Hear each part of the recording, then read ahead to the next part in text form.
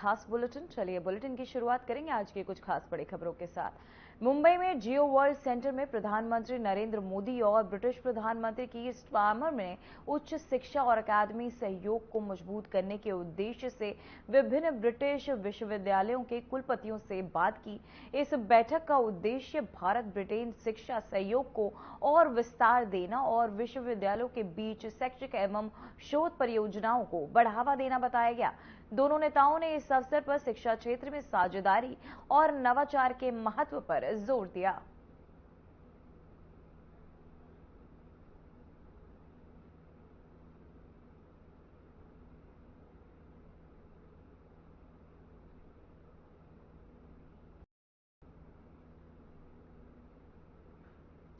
तो वहीं आपको बताते चले जियो वर्ल्ड सेंटर में ये अहम बैठक, जहां रिश्तों को और साथ ही जियो वर्ल्ड सेंटर में ये खास बैठक के बाद आपको बताते चले शिक्षा और शोध के सहयोग को बढ़ावा दिया गया। मुंबई में आपको बताते चले इसका आयोजन किया गया।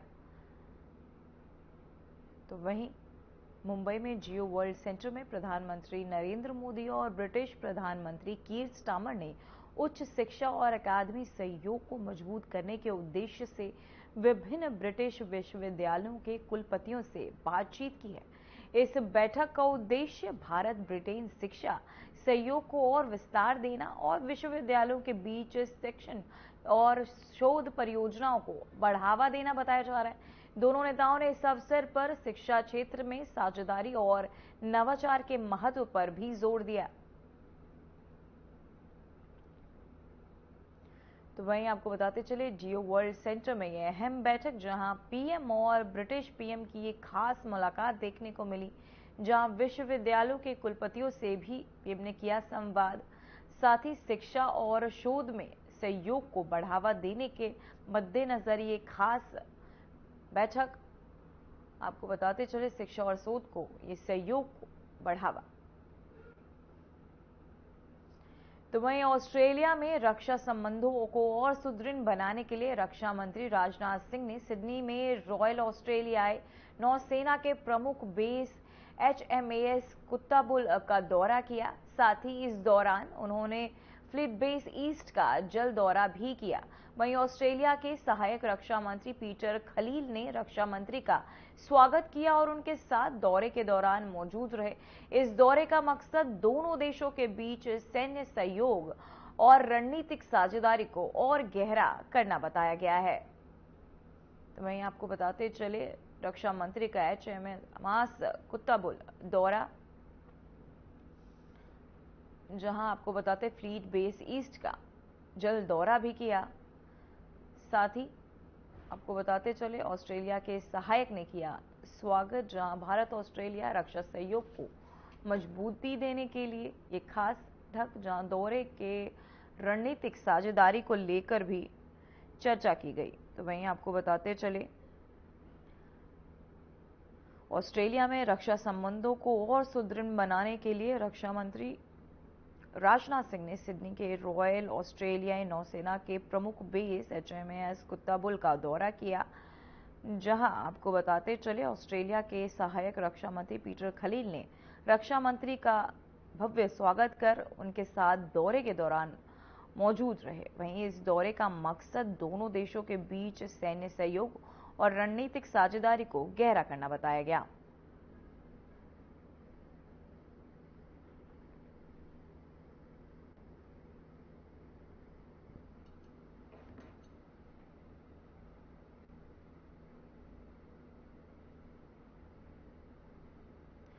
तो वहीं दिल्ली में स्वदेश मेला 2025 का आयोजन दिल्ली सरकार के तहत किया गया, जिसका उद्घाटन मुख्यमंत्री रेखा गुप्ता ने दीप प्रज्वलित कर किया। वहीं मुख्यमंत्री ने कहा कि आत्मनिर्भर भारत का और वैश्विक पहचान स्थापित करने के लिए स्वदेश से बेहतर कोई माध्यम नहीं है। सीएम रेखा ने सभी नागरिकों से अपील की कि स्वदेशी को केवल एक उत्पादन नहीं बल्कि एक अभियान और आंदोलन के रूप में प्रचारित भी किया जाए, ताकि देश भर में इसकी भावना मजबूत हो सके। तो वहीं आपको बताते चले आत्मनिर्भर भारत और वैश्विक पहचान, जिसके तहत आपको बताते चले स्वदेश मेला 2025 का उद्घाटन भी किया गया, जहां दिल्ली में स्वदेश मेला 2025 का आयोजन दिल्ली सरकार द्वारा किया गया, जिसका उद्घाटन मुख्यमंत्री रेखा गुप्ता ने दीप प्रज्वलित कर किया। मुख्यमंत्री ने कहा कि आत्मनिर्भर भारत और वैश्विक पहचान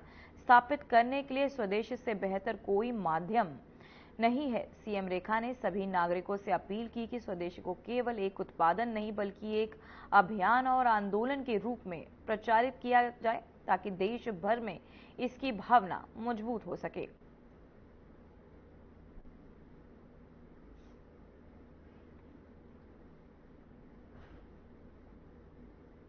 वहीं आपको बताते चले, आत्मनिर्भर बनने के लिए और विश्व में अपनी पहचान को बुलंद करने के लिए स्वदेशी से बेहतर कोई भी माध्यम नहीं है।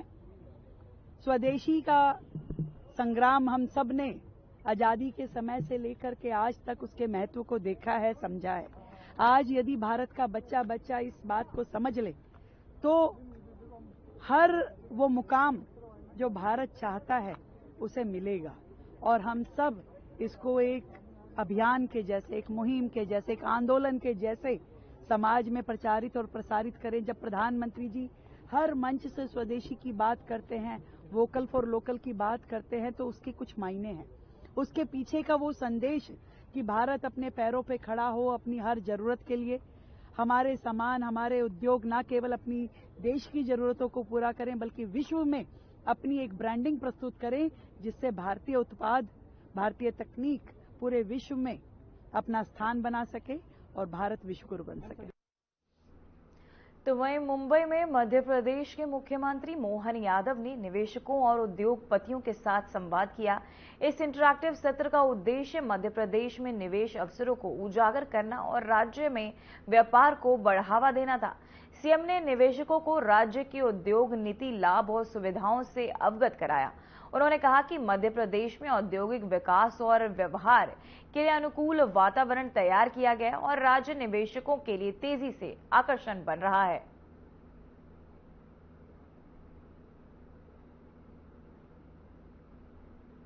तो वहीं मुंबई में निवेश सत्र का आयोजन, जहां मध्य प्रदेश बना निवेश का केंद्र, वहीं सीएम मोहन यादव ने भी किया संबोधन, जहां महाराष्ट्र मध्य प्रदेश रिश्ते मजबूत होते नजर आ रहे। औद्योगिक सहयोग से नई गति जो है मिल रही है, वहीं इंडस्ट्रियल पार्कों को बढ़ा निवेश भी मिला है। वहीं सुगम व्यापार हेतु 18 नीतियां भी लागू की जा चुकी हैं।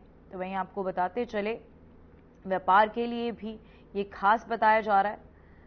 वहीं आपको बताते चले, मुंबई में मध्य प्रदेश के मुख्यमंत्री मोहन यादव ने निवेशकों और उद्योगपतियों के साथ संवाद किया। वहीं इस इंटरैक्टिव सत्र का उद्देश्य मध्य प्रदेश में निवेश अवसरों को उजागर करना और राज्य में व्यापार को बढ़ावा देना था। सीएम ने निवेशकों को राज्य और उद्योग नीति, लाभ और सुविधाओं से अवगत कराया। उन्होंने कहा कि मध्य प्रदेश में औद्योगिक विकास और व्यापार के लिए अनुकूल वातावरण तैयार किया गया है। साथ ही उन्होंने कहा कि राज्य निवेशकों के लिए तेजी से आकर्षक बन रहा है। तो वहीं जयपुर में मुख्यमंत्री भजनलाल शर्मा ने जनवरी माह में होने वाली सेना परेड के संबंध में अधिकारियों के साथ समीक्षा बैठक की। बैठक का उद्देश्य परेड की तैयारियों को अंतिम रूप देना और सुरक्षा और आयोजन व्यवस्थाओं पर चर्चा करना था। सीएम ने अधिकारियों को निर्देश दिए कि सभी व्यवस्थाएं समय पर पूरी की जाएं और परेड के दौरान किसी भी तरह की असुविधा न हो। बैठक में सुरक्षा व्यवस्थापन और कार्यक्रम की रूपरेखा पर विशेष ध्यान भी दिया गया। तो वहीं आपको बताते चले, सेना परेड बैठक आयोजित की गई, जहां सीएम भजनलाल ने किया संबोधन।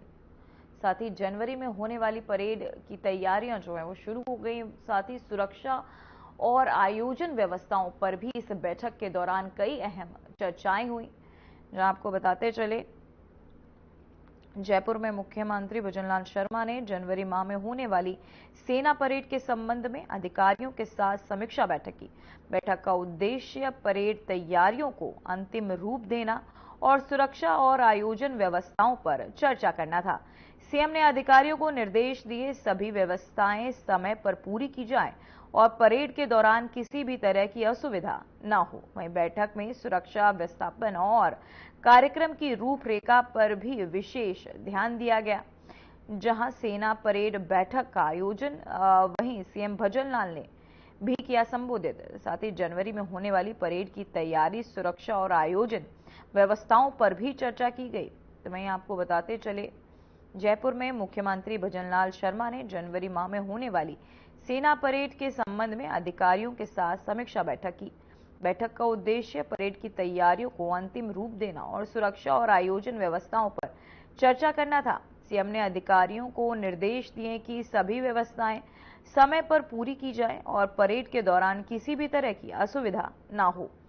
वहीं बैठक में सुरक्षा व्यवस्थापन और कार्यक्रम की रूपरेखा पर भी विशेष ध्यान दिया गया है।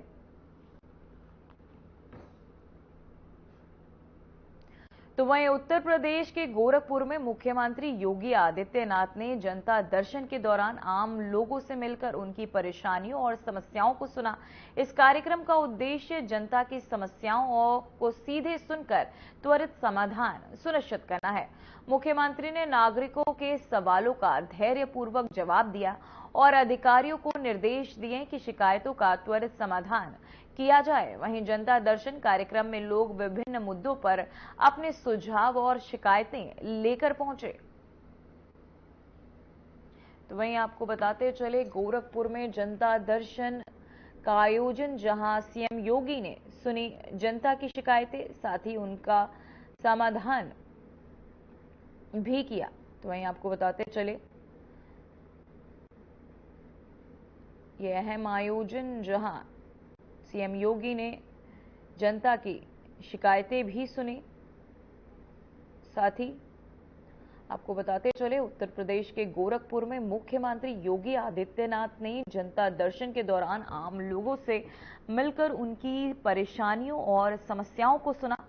इस कार्यक्रम का उद्देश्य जनता की समस्याओं को सीधे सुनकर त्वरित समाधान सुनिश्चित करना है। जहां आपको बताते चले, मुख्यमंत्री से मिलकर लोग भी खासा उत्साहित नजर आए। साथ ही उन्होंने बढ़ चढ़कर इस कार्यक्रम में हिस्सा लिया, साथ ही अपने समस्याओं को सीएम के समक्ष रखा। वहीं सीएम योगी आदित्यनाथ ने भी उनकी समस्याओं को सुन उसकी त्वरित कार्यवाही का लोगों को आश्वासन भी दिया है। साथ ही आपको बताते चले, इस कार्यक्रम के दौरान बड़ी संख्या में लोग पहुंचे, जहां ये जनता दर्शन कार्यक्रम, जहां लोगों ने बढ़ चढ़कर हिस्सा लिया। साथ ही आपको बताते चले, मुख्यमंत्री ने नागरिकों के सवालों का धैर्यपूर्वक जवाब भी दिया। तो वहीं उत्तर प्रदेश के अयोध्या जिले में एक घर में हुए विस्फोट और छत गिरने से 5 लोगों की मौत हो गई। हादसे के बाद पुलिस और एसडीआरएफ की टीम ने राहत और बचाव कार्य तुरंत शुरू किया। उत्तर प्रदेश के मुख्यमंत्री योगी आदित्यनाथ ने इस घटना पर गहरा शोक व्यक्त किया है और कहा है कि ये दुर्घटना अत्यंत दुखद है।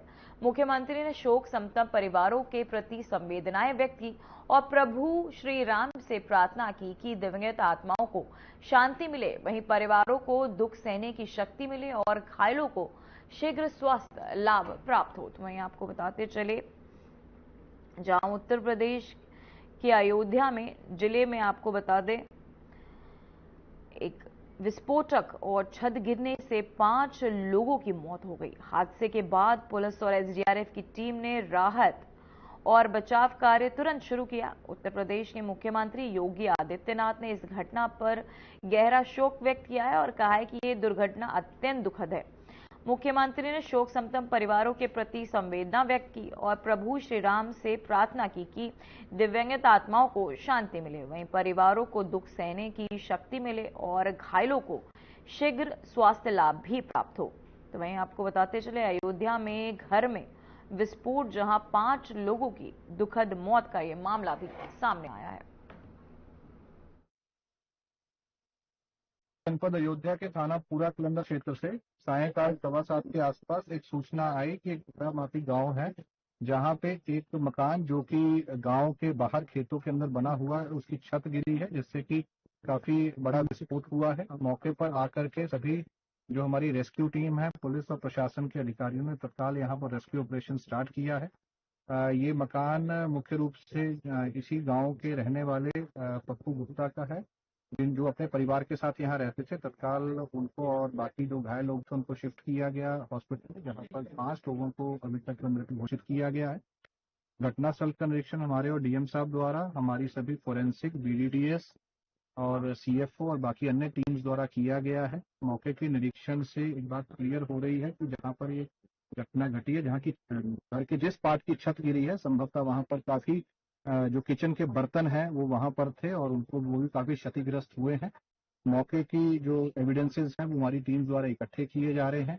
काफी भारी मलबा जो यहाँ पर है उसको प्रथम दृष्टया यहाँ से हटाया गया है, परंतु आसपास के एरिया में जहाँ पर अभी खेत है और काफी बड़ी फसल खड़ी है उसको भी सर्च ऑपरेशन चलाया जा रहा है, जो अभी अगले समय तक जारी रहेगा जब तक कि पूरी जो जांच है वो पूर्ण नहीं हो जाती है।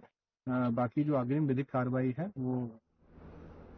आंध्र प्रदेश के विजयवाड़ा में आयोजित रेड रन 2025 का मुख्य उद्देश्य जनता में एचआईवी और एड्स के प्रति जागरूकता बढ़ाना और सामाजिक संदेश फैलाना है। इस मैराथन में राज्य भर के लोग और संस्थाएं सक्रिय रूप से भाग ले रही हैं। आयोजकों ने कहा कि ये पहल स्वास्थ्य और सुरक्षा के महत्व को उजागर करने के साथ साथ लोगों को सकारात्मक सामाजिक संदेश देने का माध्यम भी है। कार्यक्रम के दौरान प्रतिभागियों ने जागरूकता के लिए विभिन्न पोस्टर और बैनर भी उठाए, जहां आपको बताते चलेंगे कई प्रतियोगी बढ़ चढ़कर भी हिस्सा लिया। साथ ही विजयवाड़ा में रेड रन 2025 का आयोजन, जहां एचआईवी और एड्स जागरूकता बढ़ाने का उद्देश्य के चलते ये आपको बताते चले आयोजन किया गया है।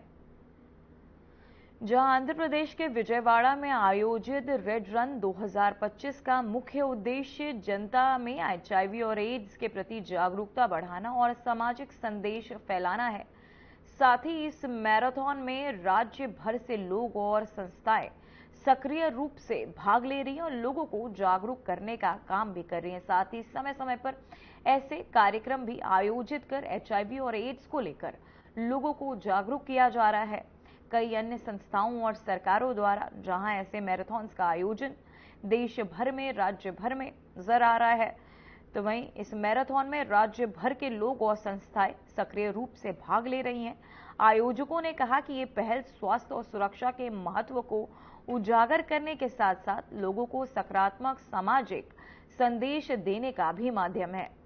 जहां आपको बताते चले कार्यक्रम के दौरान प्रतिभागियों ने जागरूकता के लिए विभिन्न पोस्टर और बैनर भी उठाए। साथ ही आपको बता दें आंध्र प्रदेश के विजयवाड़ा में आयोजित ये रेड रन 2025, आपको बता दें कि इसका उद्देश्य अभी तक किसी भी के हताहत होने की खबर सामने नहीं आई। अभी तक किसी भी के हताहत होने की खबर सामने नहीं आई। अधिकारी आग लगने के कारणों की जांच कर रहे हैं और प्रभावित दुकानदारों को राहत उपलब्ध कराने की तैयारी में हैं। तो मैं आपको बताते चले केवी कॉम्प्लेक्स में ये भीषण आग का हादसा, जहां केरल के कन्नूर जिले में थालीपरम्बा बस स्टैंड के पास स्थित केवी कॉम्प्लेक्स की दुकानों में आग लगने से कई दुकानें जलकर खाक हो गई। दमकल की गाड़ियां मौके पर मौजूद, लेकिन दमकल विभाग की टीम ने तुरंत मौके पर पहुंचकर आग पर काबू पाने का काम शुरू कर दिया। जहां सूत्रों के अनुसार अभी तक किसी के हताहत होने की कोई खबर सामने नहीं आई है, लेकिन अधिकारी आग लगने के कारणों की जांच कर रहे हैं और प्रभावित दुकानों को राहत उपलब्ध कराने की तैयारियां भी चल रही हैं। तो वहीं आपको बताते चले केवी कॉम्प्लेक्स में ये भीषण आग का हादसा, जहां किसी के हताहत होने की कोई खबर सामने नहीं है।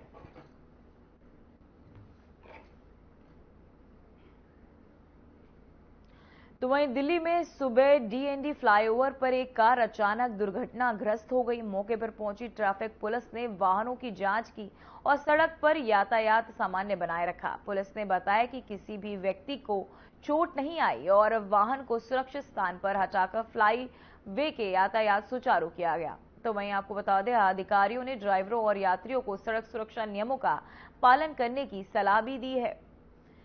तो वहीं आपको बताते चले दिल्ली डीएनडी फ्लाईओवर पर यह कार दुर्घटना, जो है सामने आई है, जहां घटना में किसी के हताहत होने की कोई खबर सामने नहीं आई। वहीं ट्रैफिक पुलिस ने सड़क को सुरक्षित बनाया। साथ ही आपको बता दें, घटना में किसी के हताहत होने की कोई खबर सामने नहीं। दिल्ली में सुबह डीएनडी फ्लाईओवर पर एक कार अचानक दुर्घटनाग्रस्त हो गई। मौके पर पहुंची ट्रैफिक पुलिस ने वाहनों की जांच की और सड़क पर यातायात सामान्य बनाए रखा।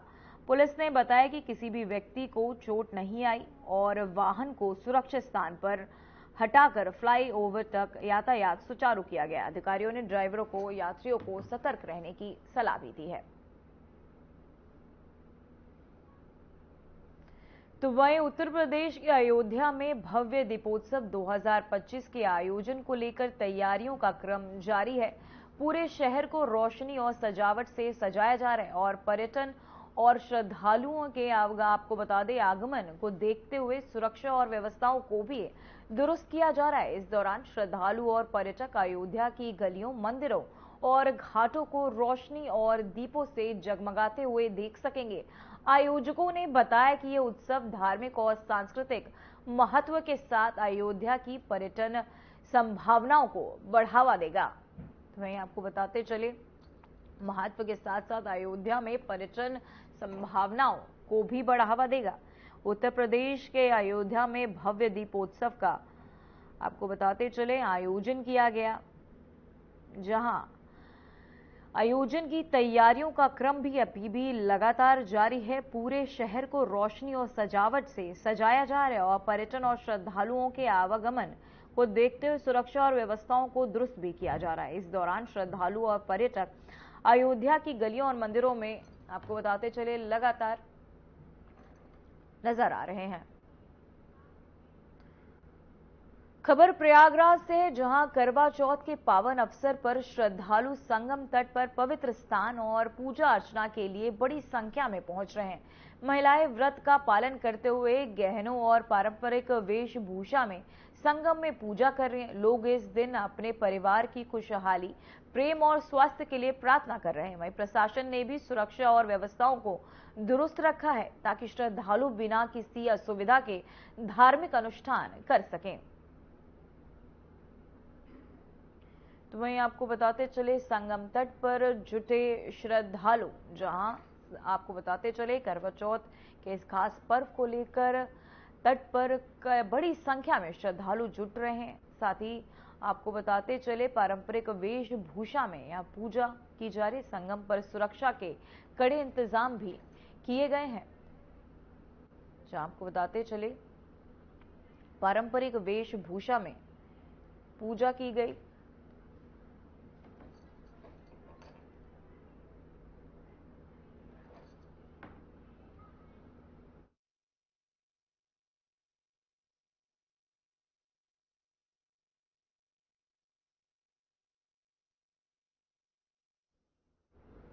चलिए अब आपको सीधे गोरखपुर लिए चलते, जहां स्वदेशी मेले का शुभारंभ हुआ है। साथ ही आपको बता दें, सीएम योगी आदित्यनाथ भी इस मेले में मौजूद हैं।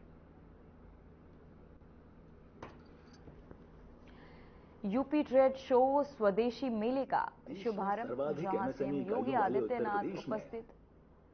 टेक्सटाइल, मैनमेड फाइबर जैसे क्षेत्रों में मैन्युफैक्चरिंग को करेगा प्रोत्साहित। माननीय मुख्यमंत्री जी की अभिनव सोर्सिंग पहल के अद्वितीय मंच यूपी इंटरनेशनल ट्रेड शो ने स्थानीय उत्पादों को दिलाया है ग्लोबल मार्केट। रिकॉर्ड 12,500 करोड़ से अधिक की बिजनेस इंक्वायरी के साथ ही 2,680 करोड़ रुपए के हुए हैं एमओयू। ब्रांड यूपी का उत्सव पिछले 8-8.5 वर्ष में आदरणीय प्रधानमंत्री जी के मार्गदर्शन में उत्तर प्रदेश में आई औद्योगिक क्रांति, परंपरागत उद्यम को फिर से दिया गया जीवनदान, उत्तर प्रदेश की समृद्ध सांस्कृतिक विरासत और सामाजिक विविधता को भी यह ट्रेड शो यहां पर प्रतिबिंबित कर रहा है। माननीय मुख्यमंत्री जी के यशस्वी नेतृत्व में जीएसटी बचत उत्सव के रूप में प्रदेश के सभी जनपदों में आयोजित किया जा रहा है यूपी ट्रेड शो स्वदेशी मेला 2025। स्थानीय उत्पादों को नई पहचान दिलाने वाले इस अभूतपूर्व स्वदेशी मेला में मुख्यमंत्री युवा उद्यमी अभियान, ग्रामीण आजीविका मिशन सहित विभिन्न जन कल्याणकारी योजनाओं के लाभार्थियों को आवंटित किए गए हैं निःशुल्क स्टॉल। दीपावली के शुभ अवसर पर स्थानीय उत्पादों की बिक्री व प्रदर्शनी के स्ट्रीट फेयर में सामाजिक एवं सांस्कृतिक।